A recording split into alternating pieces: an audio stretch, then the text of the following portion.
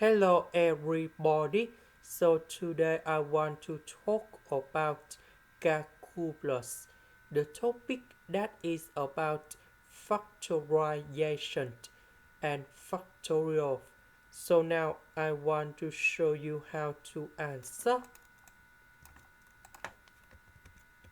So we know that 2n, that is about n plus n. And in this situation, we know that this one we can change into n factorial, n plus 1, n plus number 2, and so on in here until n.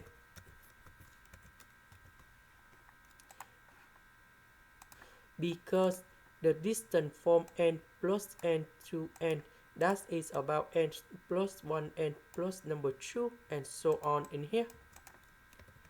And now we need to simplify on numerator and the denominator.